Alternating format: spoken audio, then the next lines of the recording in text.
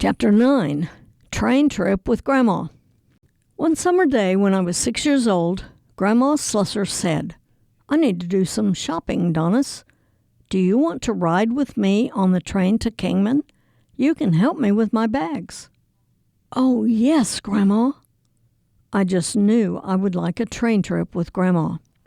The Santa Fe Railroad tracks ran from the east to the west, just south of First Street in Cheney. I heard the train's loud whistle blow twice every day when I was out playing with my brother Tommy and my sisters Phyllis and Lonetta. Daddy told me that the train traveled every day from Wichita to Pratt. He told me it made stops at the little towns in between: Goddard, Garden Plain, Cheney, and Kingman, and then went on to Pratt. It was delivering and picking up freight and passengers. The car stayed for about an hour in Pratt while the railroad section workers turned the engine around on a big turnstile, then hooked the train cars back on. Then the train made the trip back to Wichita. Back and forth, day after day, the train delivered and picked up its load. Every day the train stopped in Cheney at 10 minutes after 9 in the morning, and then stopped again at 20 minutes until 4 in the afternoon on its way back to Wichita. On the day Grandma said we could go, I woke up early and climbed out of bed. I rushed to the kitchen to eat my breakfast. I was so excited. My throat could hardly swallow the toast and scrambled eggs Mama had fixed for me. Mama and I sat at the table alone and talked about my day. "Now you mind Grandma, Donnis. Be sure to walk beside her and help her open doors. Don't go running off like you usually do." "I will help her and I'll be good," I said. "Run and put on your Sunday dress, Donnis. I'll put ribbons in your hair," Mama instructed. I felt proud that Mama thought I was old enough to dress myself. Mama was good with sewing and had made me a sunny yellow dress that had little cap sleeves and a neckline trimmed with white lace and a little black bow at my neck. The front of the dress fit smoothly down to my waist. Mama had sewn a long band of matching yellow material that tied into a big bow at the back. The gathered skirt flowed softly down to a pleated ruffle just at my knees. I had taken a bath the night before, so I pulled on clean white panties. I pulled my white petticoat over my head and smoothed it down. Then it was time for the pretty yellow dress. It smelled so sweet from Mama's washing. I carefully pulled the dress over my head, pushed my arms in, and smoothed the dress over the petticoat. I could only reach the very top button on the back, so I left the rest unbuttoned for Mama to fix. I put on my white anklets and black patent leather shoes that clicked on the floor when I walked.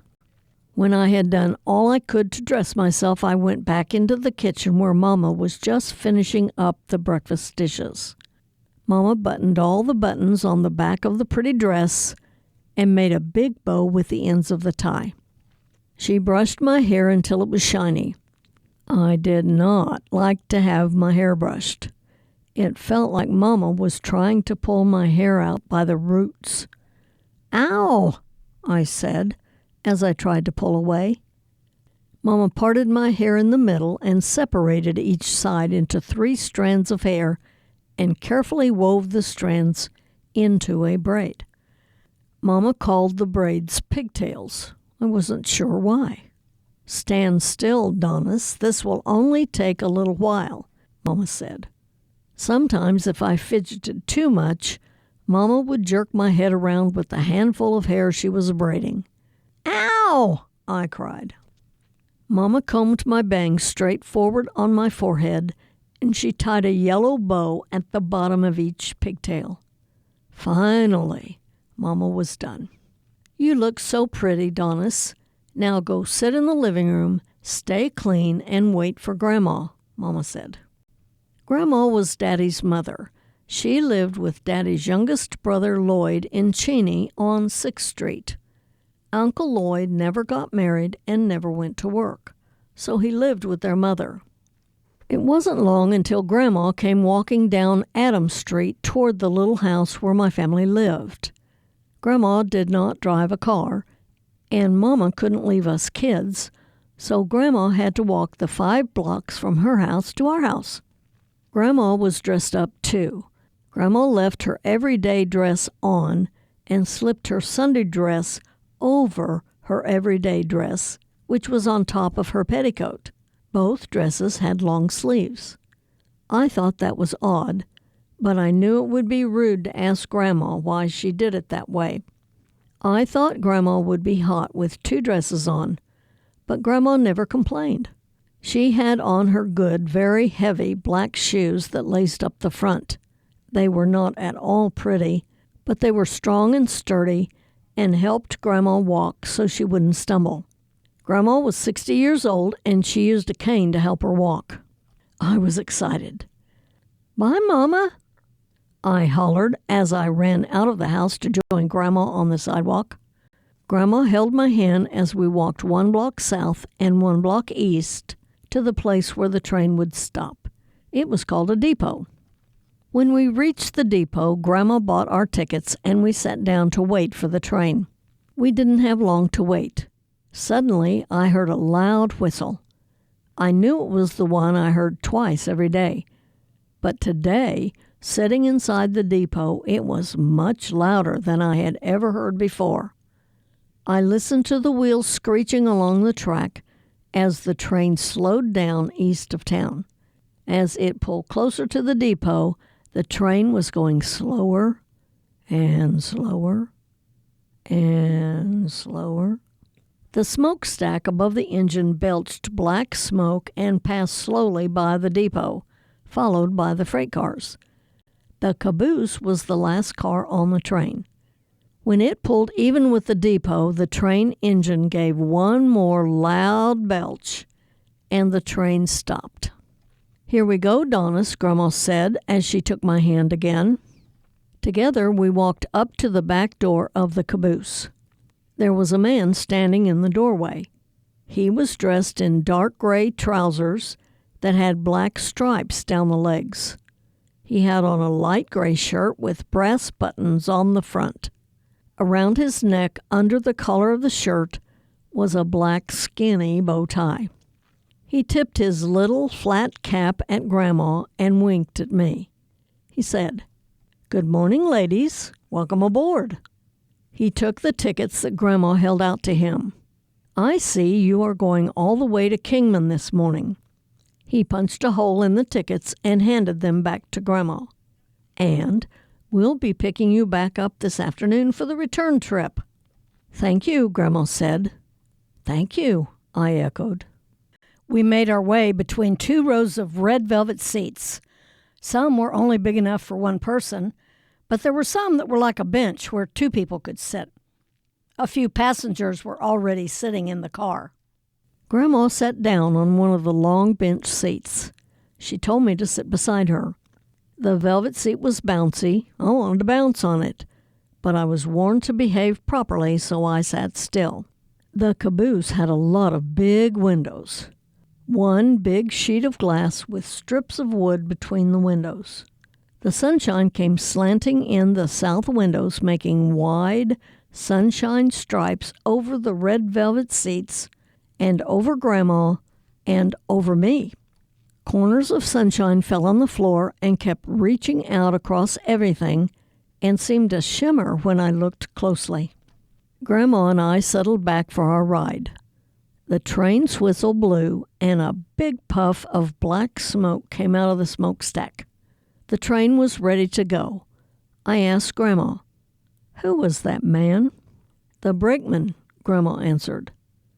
I was sure glad to hear the noisy train had brakes. The train jolted forward, pushing me and Grandma backwards against the seat. I wanted to be scared, but I looked at Grandma and saw that Grandma was calm, so I sat quietly and held Grandma's hand tighter. Again the train jerked, not so badly this time, and then it began to shiver. Outside, the depot began to move. The shivering grew faster and the noise got louder. The depot slid backwards and out of sight. Under the train car, the wheels began to beat time. Clackety-clack, clack, clack, clackety-clack, clack, clack. The wheels went faster and faster and faster. I saw the back of the grain elevator and the back of Carlisle's house, and then Wolf's house, and then Brandis's house as they went by outside. When I saw the back of the Rumbaugh's house, I knew that was the last of Cheney, and we were on our way. The whole car swayed now in time to the clackety-clacking underneath it. The black smoke blew backwards past the windows in billowing clouds. The telephone wire swooped up and down beyond the window. It did not really swoop, but it seemed to swoop because it sagged between the poles. It was fastened to green glass knobs that glittered in the sunshine. Beyond the telephone wire, grasslands and fields and scattered farmhouses and barns went by so fast that I could not get a very good look at them before they were gone. I watched how fast the telephone poles were going by outside the window. "Look, Grandma! Look how fast we are going!" I shouted. On the seat in front of us was an old man with a bald spot on the top of his head. He was reading a newspaper. I didn't understand why he didn't even look out the windows. Grandma said, "He probably makes this trip every day." Just then someone walked by and I looked up. It was a thin man with bristly eyebrows and a long mustache. He couldn't walk straight. The train was lurching side to side and going so fast. He was staggering and stumbling, hanging on to the backs of the seats as he made his way to the front of the caboose car. When he got to the front, he washed his hands in a little basin. I watched him as he dried his hand on a cloth that was wrapped around a roller and hung down the side of the wall over the basin. The man took a hold of the cloth near the top and pulled straight down. The wet part of the cloth moved down, made a turn, and went back up again, behind the front of the cloth. The back part of the cloth disappeared up into a cabinet, leaving a dry section of the cloth for the man to dry his hands.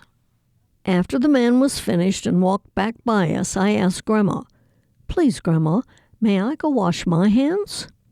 Grandma said that I might, so I started out. I could not walk straight. The lurching car made me sway and grab at the seat backs all the way. After a little while, I got to the front of the car. I turned the handle above the little basin too far, and water squirted and splashed all over the front of my pretty yellow dress. I was embarrassed and now would have to walk back down the aisle with my front all wet. But it could not be helped. There was nothing else I could do. I dried my hands with the cloth on the roller, doing just what I had seen the man do. All the time the train was rushing on and the country was rushing by. The car was swaying. On the way back to my seat, I practiced walking, and I was proud that I did not touch one seat as I passed. I could walk almost as well as the brakeman. Surely no one suspected that I had never ridden on a train before. Suddenly, the train began to slow down. The wheels screeched below the caboose. It went slower and slower and slower. I watched as the backs of houses went backward outside the car. There was an awful jolting crash, and the train came to a stop. It was 10 o'clock in the morning, and we had arrived in Kingman. I helped Grandma with her purse and her cane. I had such a grand time, but it was time to get off the train. I just knew it was going to be a good day in Kingman with Grandma.